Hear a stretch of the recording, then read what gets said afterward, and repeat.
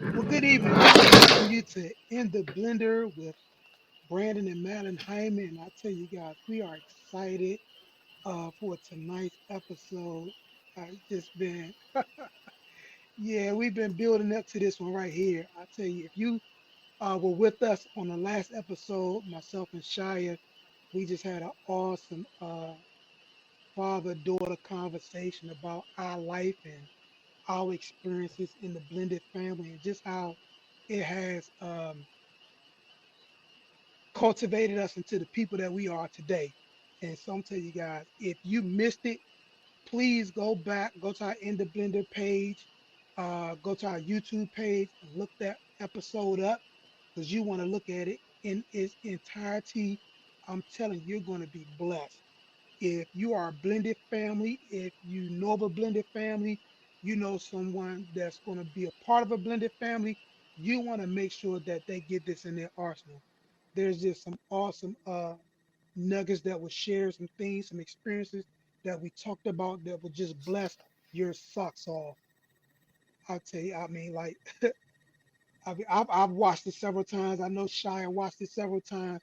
And just looking back over these last 25 plus years of being a family together and just how we've grown and matured and just loving life, man. I mean, it's so much better now than it was. Things are so much better now than they were. And I tell you guys, you just don't want to miss it. But listen, we're going to jump right into this because, again, I'm so super excited for tonight's episode. Almost like a freestyle on tonight. We just wanted to talk.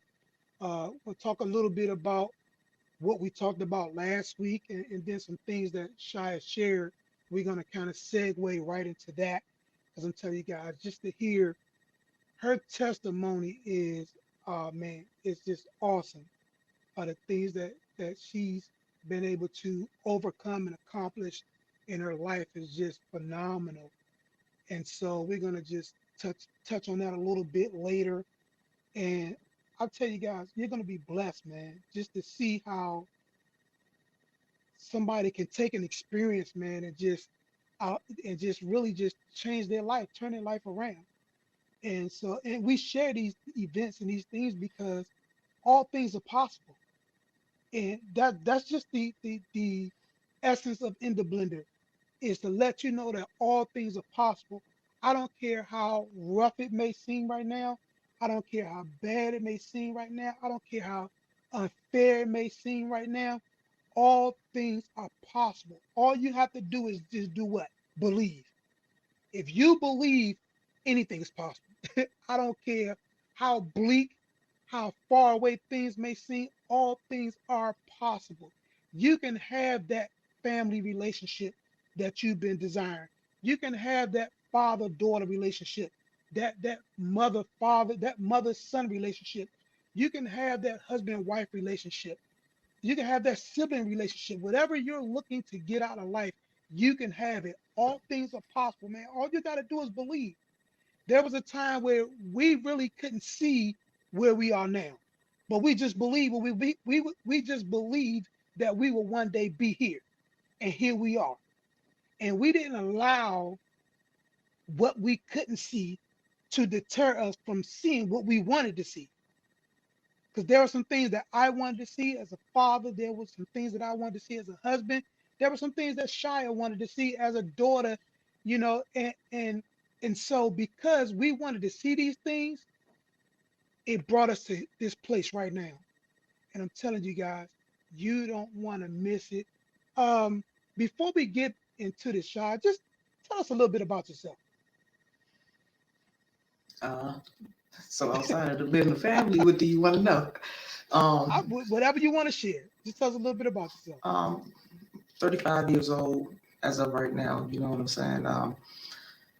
And just because we're on a blended family, let's just touch bases on that. For a long time, I have struggled, with individuality.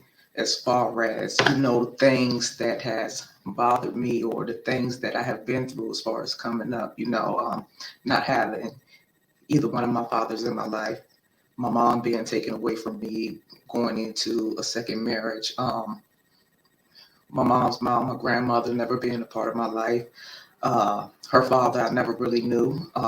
My father's parents was both in my life for a short period of time, So just the loneliness and the neglect that I felt, have caused me to.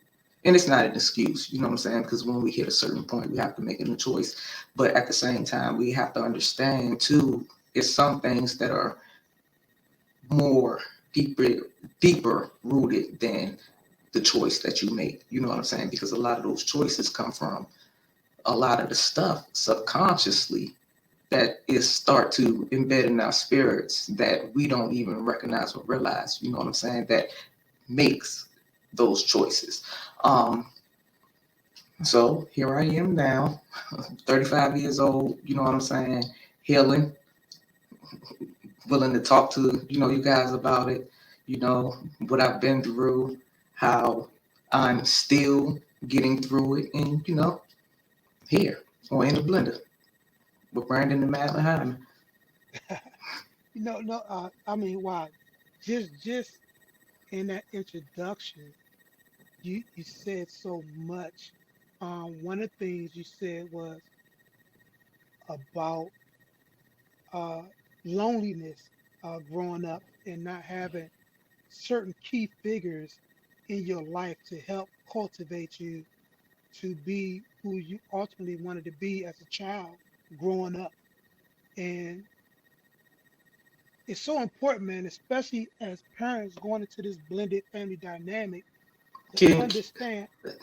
I don't mean Yes, to sir. I don't mean to disrupt you, but you had just hit on a point where, growing up, being who I wanted to be, as children, we have a vision of what we possibly want to do, but there's so many things that, us as children want to do. Um, One of the key things is what you guys help us mold to be or help mold us to be. You know what I'm saying? So I just wanted to throw that out there. Oh, no, no, stop me anytime. stop, stop me anytime. But I was just saying, understanding from a parental standpoint or parental point of view that it's so important to, especially going into this dynamic, understanding the role that you play, man. It is so crucial. Um, Children look up to us.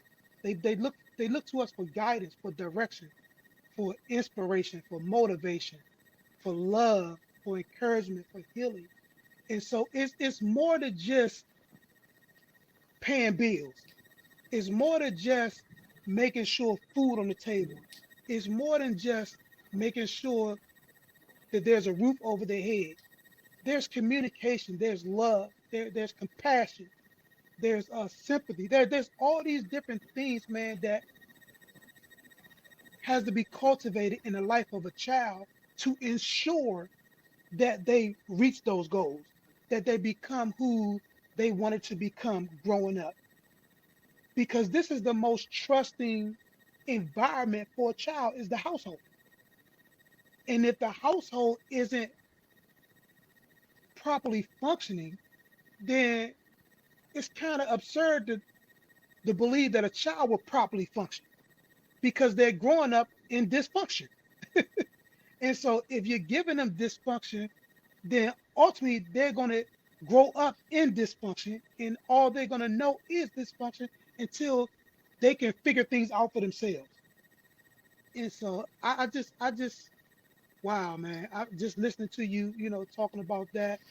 uh you talked about the those key relationships, grandparents, uh you know being in a position to have two dads and still having zero dads. That's something within itself, because as a man and as men and as a father, and it's not to slight women or mothers, but we play such a significant role. We play wow, how do I say this without sounding slighting? But we play a more important role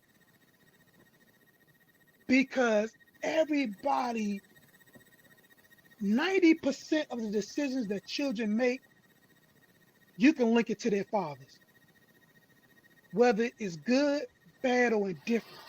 90% of decisions that children make, you can link it to their father. And the role that we play, man, is so significant. It's so essential and so important that if we can put ourselves to the side for a moment and think about how that decision is affecting the children. I can only talk about myself and really be free to talk about me because I'm not gonna get mad at myself for telling my story. But I was so focused in building this and doing this and accomplishing this and all these different things outside of my family that I didn't realize how much I neglected my family, how much hurt and harm I caused to my family because I was so focused in doing things, accomplishing things, being this person, being that person. It was almost like it's a saying where you're a private success but a public failure. I got a degree in that. I got a degree in being a public success and being a private failure. Man, would you say, Shyia, I had a PhD? I got some plaques on the wall for that one, man. I mean, Yeah, really, because on the outside looking in, people would think like, wow, they got a happy home. I mean, the kids or whatever, things or whatever, all along, man, it was a struggle. And it really took some time for us to figure some things out. It took some time for us to really get our feet underneath of us because we were just slipping and sliding. And so, man, if you're accomplishing all these things in life and your home life isn't what it should be, stop. Stop. What profits a man to gain the whole world and lose his daughter and lose his son and lose his wife and lose his family because you're trying to accomplish all these things that at the end of the day don't mean nothing. but then on At the top of end, that, too, you know what I'm saying? Like all that's fine and dandy. Sometimes we forget at one point, and you mentioned this last time. At one point in time, parents was children. You know what I'm saying? I think we get in a certain place where it's just like, oh, well, now I'm the parent and you the kid, and it's just like, all right, this is how it's going to be. But you got to remember too. I know it ain't one kid's life out here that was sweet. It's always something that we carry on, to adulthood, and a lot of times that's where everything starts to conflict because we don't deal with things as individuals, wife individually, husband individually. You know what I'm saying? And then here we have a kid and we haven't dealt with our own issues, you know what I'm saying, as individuals. And now we're trying to raise another life. Now we're trying to, maybe put this person on the best road or this child on the best road. But let me ask you a question though. What's the best road for that child? Is it your thoughts and your beliefs? Or, you know what I'm saying, the things that you experienced? Everybody experiences is not going to be the same experiences. And even though, yes, you may be the mom, the father, you know what I'm saying, like that, but that child is that child. That child is going to have those different experiences. You know what I'm saying? But that goes back to saying we got to talk about the individual too. You know what I'm saying? Because me, Brandon, and Madeline conforms one. It's not just Brandon and Madeline that, you know what I'm saying, conforms to Shyia or Shyia conforms to them. It's all equally yoked, regardless if it's a mom or a father or a child. You know what I'm saying? So just And that getting back to that's the individual. that's what they call submitting yourselves one to another. And you got to understand, man, that even though you're the adult and you're the parent, there's a level of submission that you owe your children. Because if you don't release a level of submission to your children, then what you do is you ultimately minimize their voice. That's why when people get older, they want to be heard so much because as children they were never heard. See, if you always had a platform to be heard, then there's no urgency to be heard because the voice is always there. And that's that part. That's a part of what Shai was talking about. Individually, but we're still one. We're individuals, but we're one. And it's not a one that's just with the mother and the father, but there's a one that's with the children too. Because at the end of the day, children are a byproduct of us. Even though I'm not the biological parent, there's so much of myself I see in all three of my daughters. We had these conversations all the time. Although I'm not the biological parent, I can clearly identify a lot of my characteristics in them. And we have a conversation. I'll be like, oh yeah, that's me. That's me. And we laugh and joke about it. But for me as a parent, I can clearly see that. Why? Because I became one with them and they became one with me. Now it took a minute for that oneness to happen, but we made it. And so because now we understand that we're one, I can clearly see certain things. I can clearly see this or that. And so it's important. But Shah, you on last time we talked, you had mentioned um, a part about choices and decisions that you made um, that kind of took you down some certain paths. And I wanted to kind of touch on that a little bit because man, wow, that in itself, you had asked me a question about one of your experiences, and you asked me how did I feel about it. Yeah, yeah. So you touching on, we had a conversation, and this was a few weeks back now. You know what I'm saying? And this was the first time I ever asked, Brandon about this, and I was just wondering. I was just like, I was incarcerated. I was incarcerated for almost 6 years. Prior to that, I had got into some little things where I was in county jail for 6 months to a year, 8 months, and stuff like that. And I just wanted to ask him and get his feelings on, you know, so all of those times that I was getting myself in that type of trouble, you know what I'm saying? And when I was incarcerated and gone, like literally gone, you know, um, how did he feel about it? How did he feel about it? And I wanted to hear, his opinion on it. And what did you tell me? Well, first before I say what I said, um,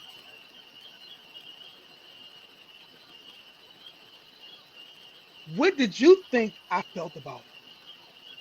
Oh, so I mean, just like how I grew up, I thought that you ain't care. Like I was never visible anyway, or my feelings. So what did it matter? So what actually prompt prompt you to ask me that question? Because when you asked me that question, it wasn't out of left field, but it was like, oh, okay, that's interesting. In all honesty, I've been trying to work on relationship building, and you know what I'm saying, trying to figure out why some things I do and the way I move sometimes. You know what I'm saying? Like where is it deeply rooted? And one of the things that I've been coming up with has been, just the absence of parental figures in my life, feeling like I was lonely, feeling like nobody didn't care, and Now that I've started, learning where certain things have come from, you know, it's just like I just be wanting to know, okay, well, how did you feel? How did you look at it? You know what I'm saying? Because the only thing that can happen now, what I never got a chance to do, or what I felt like was taken from me, which was my voice, is communicate and ask these questions. Now, I mean, because when you asked me that question, uh, there were so many things that were running through my mind at that particular time. Um, First and foremost, I wanted you to know how hurt I was by the whole thing. And when I say hurt, it wasn't a hurt that you hurt me. It was a hurt that I hurt you because I felt like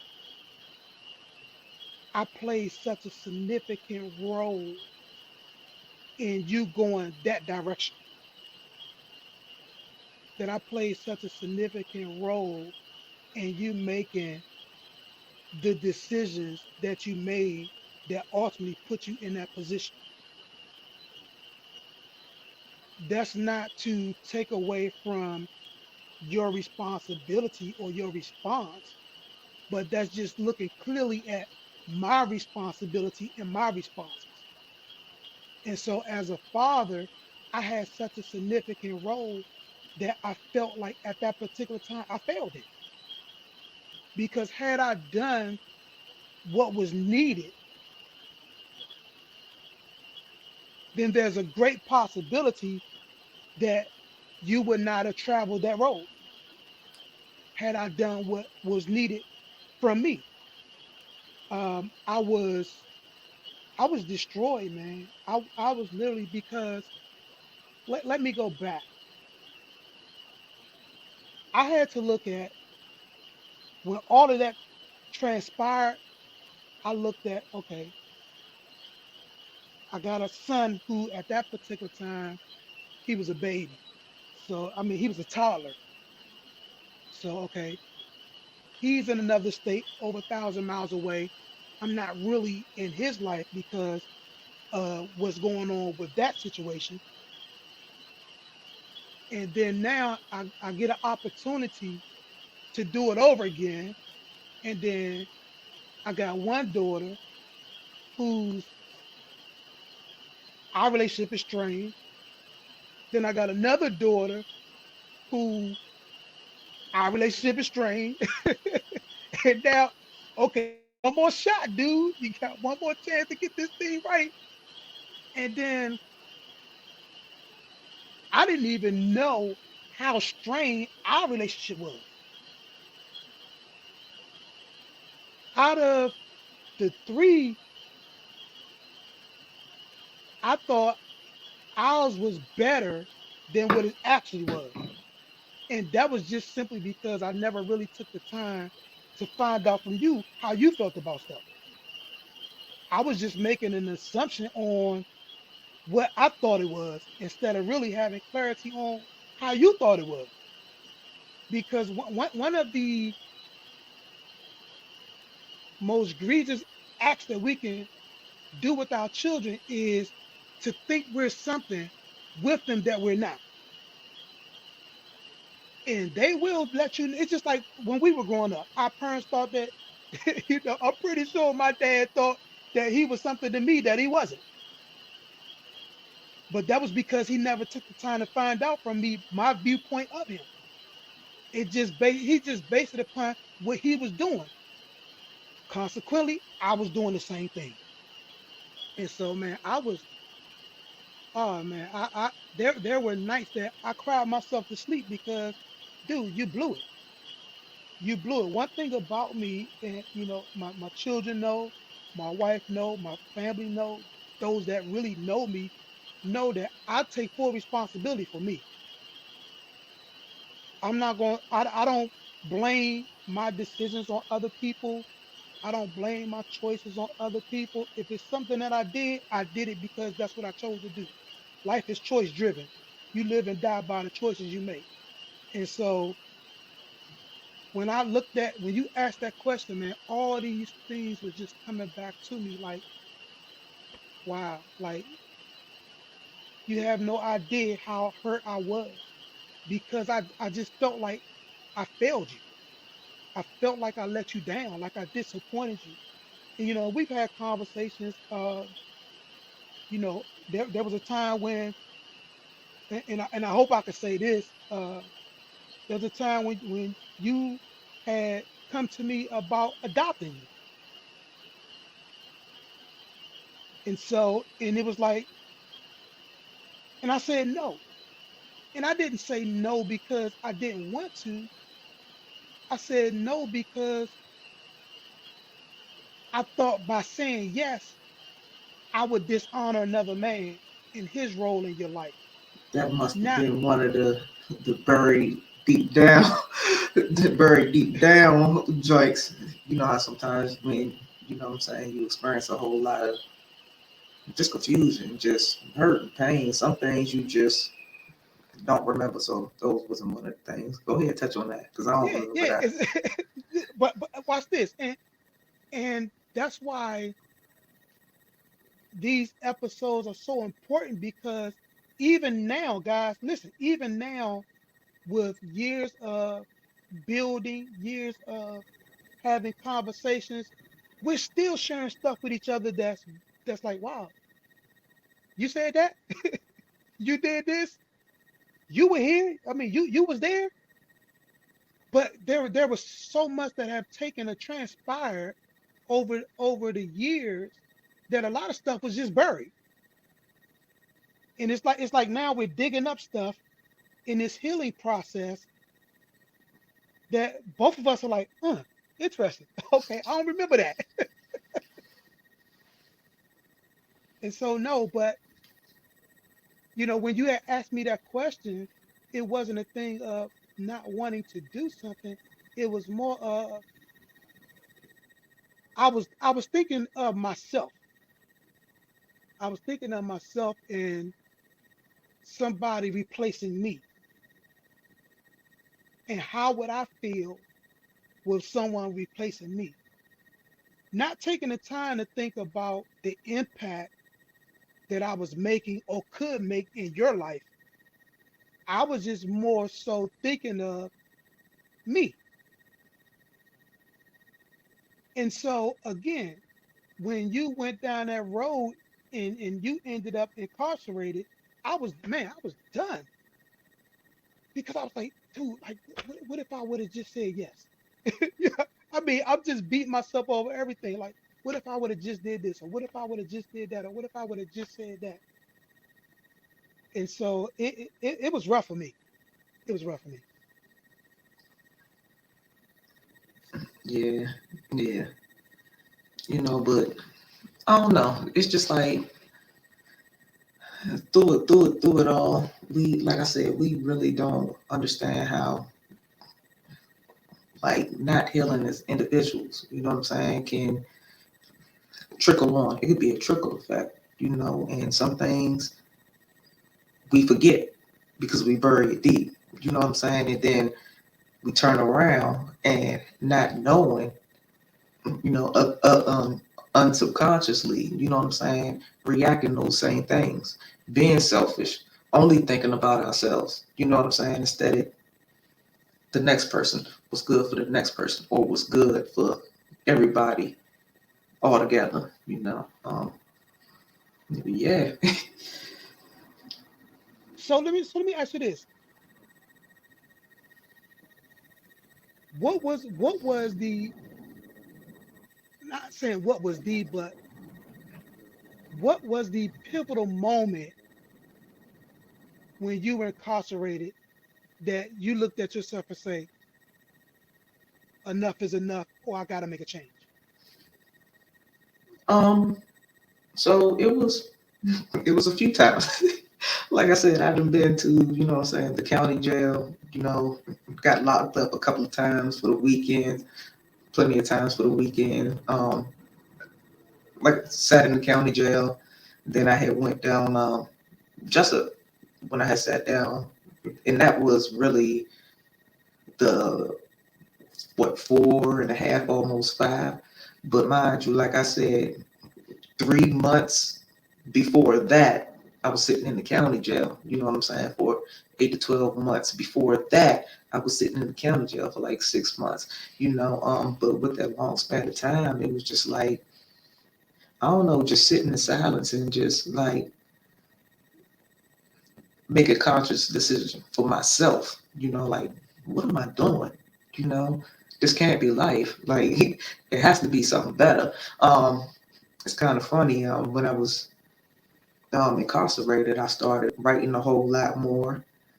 I mean, I always was artistic, you know what I'm saying? I into art and stuff like that, but then I just started drawing. I just started looking at my drawings and just reading my poetry back to myself, and I'm like, man, what am I doing? What am I doing? And it's just like at that point right there, just with my self-reflection and knowing how good I am to myself, you know what I'm saying? And wanting that healing for me to not to continue down the same path for myself. You know what I'm saying? That's why I started, that was the transition. That was the transition. And then, just with being able, like these last couple of months, getting really, really close to my biological father, just reaching out, asking questions for me, for my healing. You know what I'm saying? Reaching out to you, talking to my mom, talking to my sisters, making it a point to reach out to my nieces and my nephews and stuff like that for me, for the individual, because it's just like one thing that I started to realize is as I started healing and as I continue to heal and forgive, you know what I'm saying? And just it's just like I, when you want it, it's just like a whole shift. It's just like a whole shift. You know what I'm saying? And you start to see things different. And then it's just like you can sit back and you can reflect and you like, dang man, like, all right, if the individual, you know what I'm saying, could change, then the individual can get on in the blender and tell her story. And you know what I'm saying? Just like help the next person change. The last week, mom had went on and canceled because I was supposed to come on last week. Just for a moment, I was stuck in that embarrassment, in that shame of, the things that I had been through. But see, it's those very exact things that we're talking about right now, you know what I'm saying, that we don't want to deal with, or you know what I'm saying, we don't want to just go ahead and just speak on them and recognize them, that be having us jacked up. They have us jacked up. And just being able just to get to the point where you can just be like, hey man, I don't even care. Not saying I don't care, but just throw your hands up and just be like, I don't care how the next person see me, or how mom said it was that we were supposed to grow up. What stays in his house, what goes on in his house stays in his house. Nah, no, it don't, because you know what I'm saying. There's somebody in the next house that has dealt with the same things that we're going through in this house. So, See, but you yeah, know, it's funny you said that because when you said that saying, because a lot of us, especially in the African American community, that's what you were told. What goes on in this house stays in this house. But if the truth be told, and from what I've learned, the truth should be told. What goes on in the house does not stay in the house because your life will pour out of what's going on in the house. well, let's just make it even more simple, right? Since we, they systematically program us to believe certain things, what goes on in this house stays in this house. But then how you gonna say it takes a whole village or community to raise a To raise a child? child. You see what I'm saying? Like, how that makes sense? You know?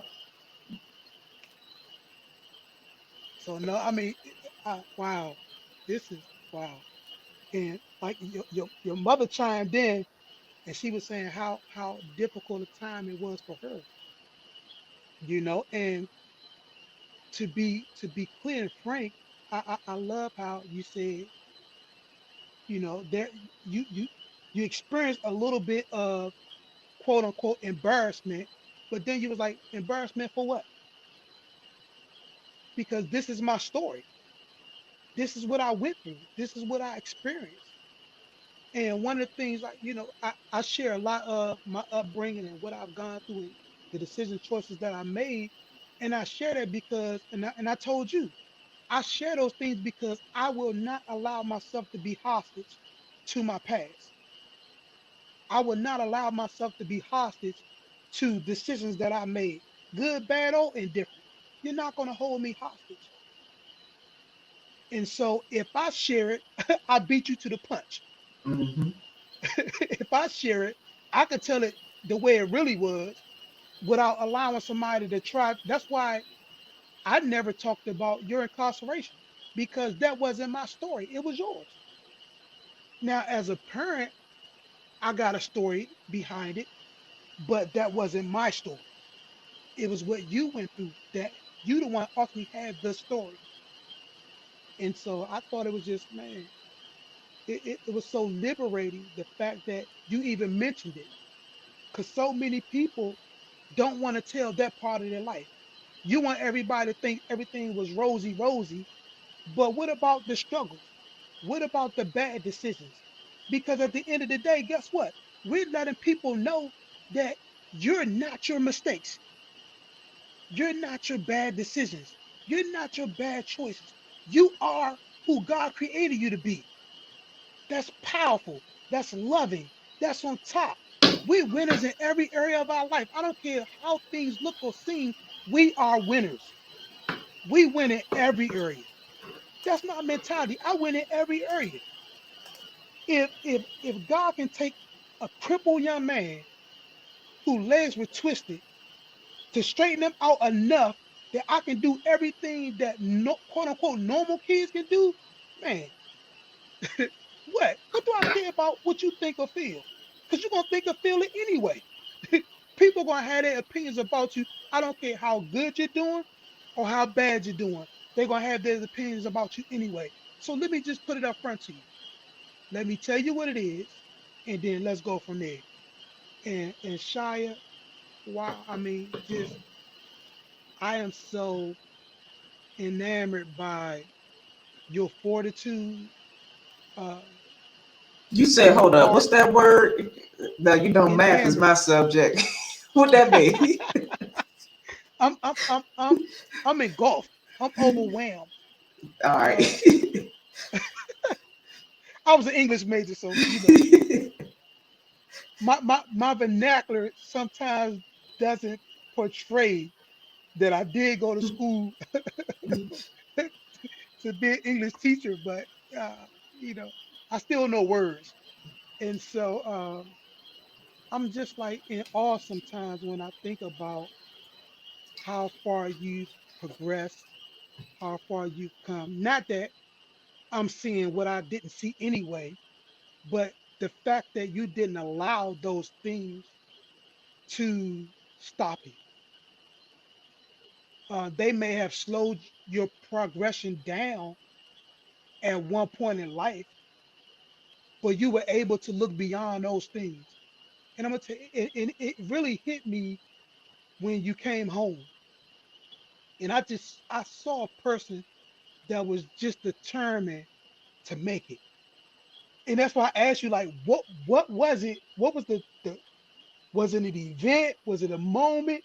Because when you came home, you were like, I am not going back. I don't care what happens. I'm gonna humble myself. I'm gonna eat this humble pie. I'm gonna go through what I gotta go through. And I know that there were many nights you went to bed crying. Many nights you went to bed with all kind of things on your mind. But the fortitude that you showed to make it to me was mind blowing.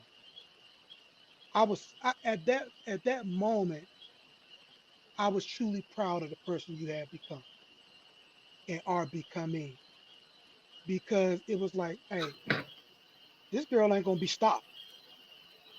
And then that was your mindset. To me, that was your mindset. I don't know what it was to you, but to me, I saw a person that was like, I'm not going to be stopped. Yeah, and then you said, just like you just told me, like you're so proud of me. It's just like, I had thought about some of the things, and I was actually listening to, I think his name is Otter Kelly. I can't remember, but just as a child, it's just like the things that any child want. You know what I'm saying? Protection, provisions, presence, and praise. You know what I'm saying? And those four things is the key that, what I'm saying, builds any individual. Hold on. Say those again. Those four Pro- P's. protection, Uh huh. provision, Uh huh. praise, Uh huh. and presence. And presence. And I wanted you to highlight that because most parents are good with the first two, but the second two they got to work on. They're good with the protection. They're good with the provision, but that praise and what was that last one? Presence. And that presence, man, that speaks volume. Go ahead, go ahead. I just wanted to highlight that. Yeah, that's what I was just throwing out there, you know what I'm saying? And I was just sitting on that and just really just reflecting and just thinking about it. And it was just like, dang, like those was really those was really everything that, what I'm saying, I had longed for. I had longed for. Like just the simplest thing. Now y'all don't laugh at me, but just the simplest thing, like I remember coming home from school, you know, and I'd be having homework and stuff like that. And for a minute, I ain't think nobody even cared about my education because nobody sat down at the table with me and spent time to do homework. Nobody ain't even like, you got homework? Don't you got to turn your homework in? But let me bring home a D or E. It's not even it's not even a conversation about, okay, well, do you not understand this class, or like what's going on or what's happening, even though the education seemed like it was ignored at home. But then automatically it's just like discipline, discipline, discipline. Come on, man. That you can't do that. You can't do that. And that, hey, listen, and that's so important because we can get so caught up on the first two that the second two are missing. That's a part of that presence. That's the huge part of that presence. That's a huge part of that praise. And so we have to make sure, man, that we're present more than just being seen. Being seen isn't really present. Being active is present because the root word of present is presence. And so our presence has to be there. And as a parent, your presence have to be there. But you talked about well, let me be clear. Let me kind of go back on this, Shy. Um, you've been home for 6 years, Eight, 7 years, eight, 8 years, 8 years, 8 years, 8 years, 2014, February 2014. 2014. And I wanted to highlight that because we're talking about that part of your life, but I wanted to be clear, especially for those that's watching us. Deborah said, "Give her a big hug." Hey, Deborah. And so I wanted to be clear, man, that you've been home for a while. hmm You know what I'm saying? This isn't just you didn't just come home last year or last month. You've been home for some time now. And so this conversation is a culmination of multiple conversations that we've had leading up to this point. hmm Because this was you literally asked me that question less than a month ago. A couple of weeks ago. Literally less than 1 month ago, you asked me that question. And we've had some conversations over the last 8 years. but you never asked me that question. And so wow, that was huge. But so you're there and you start assessing your life. You start looking at some of the things that led you up into that point, and then looking at what you needed to do to not repeat that. How did that happen? So, you know what I'm saying? Like, no, I don't have no kids of my own, but I have nieces and, nephews. And anybody that truly knows me knows that I have a big heart, and I knew, what I'm saying, the way that I was moving wasn't me, and I was tired of struggling. I was tired of being angry, you know what I'm saying, down and depressed. A lot of people don't even know this. At one moment, I was ready to check myself in to a alcohol rehabilitation center because my problems and, just the things that I never dealt with really was really like controlling my brain. Like it was really mentally affecting me, and I had just got to the point where, I just prayed and I just wanted something different. I just wanted to do something different for healing inside myself. You know what I'm saying? I had always said that my life is not my own. And it's so many people that I know that, I'll be able to help reach out to, even if it's just like my nieces and my nephews who look up to me. You know what I'm saying? Because at one point in time, I was raising them. I was helping to raise them.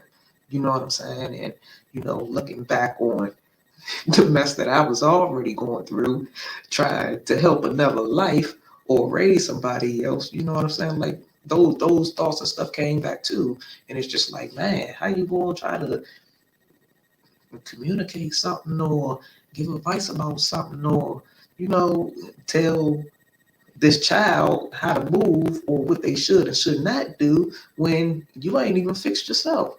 So No, and that's huge because when you realize that your life isn't your own, which none of our lives are, we're here to serve others.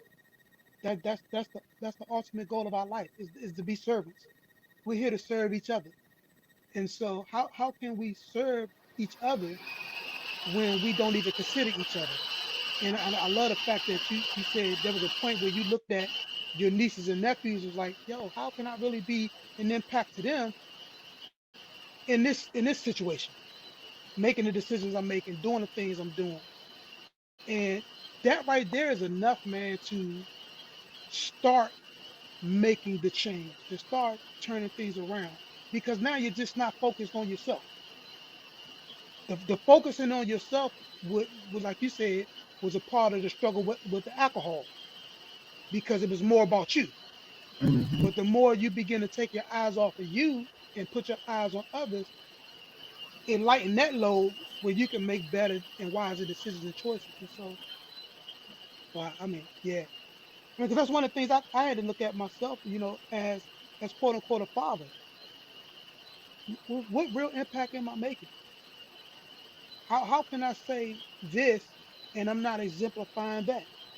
How can I say that and I'm not exemplifying this? Because people will hold you to your choices. People will hold you to the decisions that you made, Yeah. wh- whether you like it or not. You can't control people holding you to the stake of the decisions and choices that you make.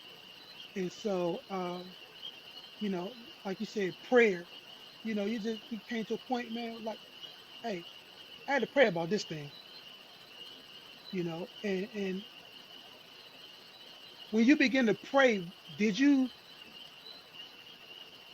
was it something you heard or something you knew? It was just Or something do I you knew. understand what I'm asking? Yeah, it's just, in all honesty, it's something that we all know. You know what I'm saying? It's just something that we all know. It's just really taking a moment, silence, and getting to it, you know. It, it really is. I think. Well, in my opinion, it's Hmm. something that we all know. You know what I'm Gotcha, saying? gotcha. Oh yeah, yeah, definitely. I mean, I'm with you on that. It some people think of it as the little small voice, Mm, because God is always speaking, man. And if you can slow down in your daily movements and just sit yourself down for a moment and open your ears up, take out all the different voices and all the different distractions and things that's going on, and really just sit down, you can clearly hear Him giving you direction. Whether it's a small voice, whether it's a hunch, whether it's an intuition, whether it's whatever you want to call it, you can hear Him speaking, saying, do this. Don't. I remember clearly, and I'm pretty sure, Shy, you probably had some of these experiences as well. But I remember when I was in my mess, like mess, and stuff was going on down the street, and I just hear a voice say, "Don't go," and I'm looking like it's nobody here but me, mm, but I know I heard, "Don't go," and I would just sit there, and within a matter of minutes, the police riding right down the street to the location that I was going to, other different events, man. And so I don't care what a person's uh, religious, spiritual, ideology, whatever, you hear his voice. You hear direction. It's just a matter of what you want to accept and believe. And so, wow, we almost, honest, I was gone. That is crazy. But so now you've made a decision. You've made some choices in the midst of being incarcerated,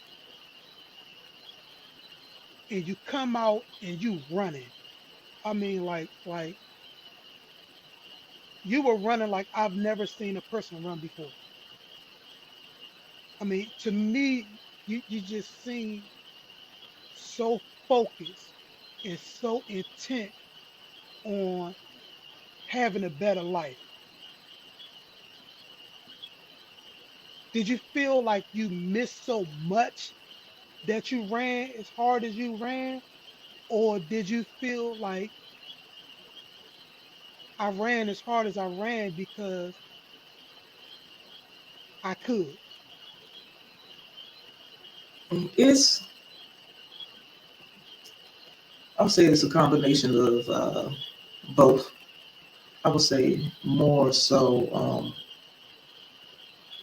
because of the time lost and trying to make up that time, but you find in trying to make up that time, sometimes, you know what I'm saying, like you're doing too much, you know what I'm saying, instead Hmm. of really just getting the direction or really just, you know what I'm saying, still healing and learning yourself and learning the things that you can do, you know what I'm saying, and really taking that into account. So instead of me getting up, feet on the floor first thing in the morning and running, now I'm planning on how I want my day to go or the things that, I'm going to work on today, or work on this week or I want to accomplish this month, things like that, But originally, yes, most of it is because I have missed so much time and don't laugh at me, 35 years old, I feel like I'm old now.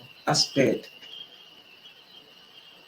my whole 20s, you know what I'm saying, incarcerated. Uh, 21, the turn up birthday, all of that, So I felt like I had missed so much that I just wanted to hurry up and, come back home and get back to it, you know what I'm saying? But yeah, yeah. No, and that's that, and I could see it. I mean, it's like the way you were moving, the decisions you were making. It was like I saw you sitting down, really thinking about things. Okay, if I do this, then what? If I do that, then what? And it was like I know for me, when I left the streets, it wasn't any going back. For me, it wasn't that wasn't an option. And that's kind of how I saw you when you came home. It was like that's not an option. I can't go back there because I for me, making it to 18 was an accomplishment. I don't know what it was growing up. And I've never shared that. This probably the first time I shared this. I didn't think I was gonna make it past 18. I really didn't believe that I was gonna make it past 18. So 2 weeks after my 18th birthday, I was shot 5 times. And it was almost like a self-fulfilling prophecy because I really didn't believe I was gonna make it past 18. So here I am. I turned 18 and did get shot. The year of my life that I didn't believe that I was gonna make it beyond. And let me be clear, it wasn't like I was in a bunch of mess. It wasn't like, I was a quote unquote bad kid or mischievous child or anything like that. It was just something that crazy for me to believe. And I was believing it. But when I made that transition in life, there was no going back. And that's the kind of thing I saw with you. It was like, I'm determined. I don't care how long this thing take. I don't care how hard it is. I'm gonna make it. And even now, I see that same type of tenacity with you. Like, and we'll talk about that some episodes down the line. We'll talk about that some episodes down the line. But I see even now that same type of I'm free and I'm not going back. I can do this. I mean, it's like you're so open now to bigger and better things. I mean, man, you have conversations and it's like, man, is this my baby talking to me? How just like how you're seeing things in life and how you're just breaking down what's transpiring in the world. And I'm just so proud as a father to see you make the decisions and choices that you made. Not only acknowledging, not only accepting, but just making an active choice and change. Like you've literally said, you know what? I got this. I can do it. And I'm pretty sure it hasn't been easy. I mean, you haven't really talked about that, but I'm pretty sure it hasn't been easy. I'm pretty sure that there were times where you couldn't see your feet from your face. Of course. But I mean, man, you've just been like so determined. I mean, even like moving miles away. I mean, you were just like, I gotta go. And I'm like, dog, I just got my baby back. Is she gone? Yeah. And so even that choice to relocate, to me, man, it was like, I'm proud because she's really like taking onus of her life. And that's what if I could relate anything in this last minute, man, is that you could take, I don't care what decisions you've made, you could take onus of your life.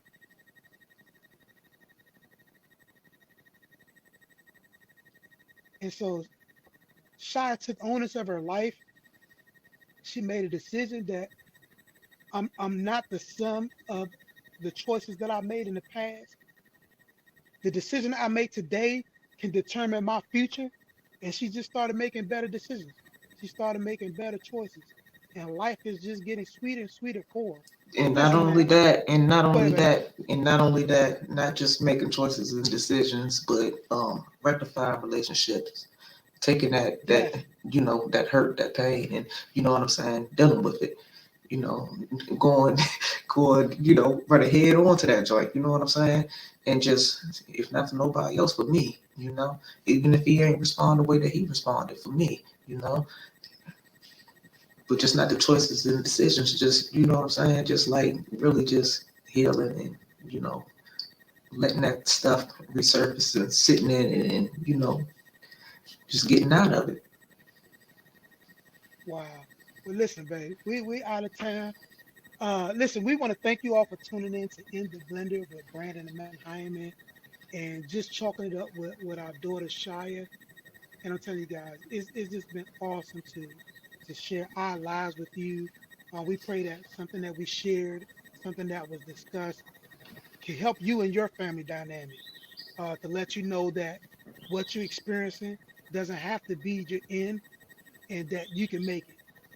We are a testimony that you can make it. Listen, you can watch us on iCloud, iTunes, Stitchers, YouTube, Facebook. We're on all the social media platforms. Listen, it's been a blessing. Thank you, Shah, for joining us on tonight's episode. If you have any questions, gmail.com. We are blendedfamily@gmail.com. That's our email address. You can go right there. If you have any questions, if you want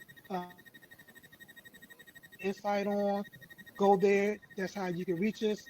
And until next time, God bless you. We love you. Peace out.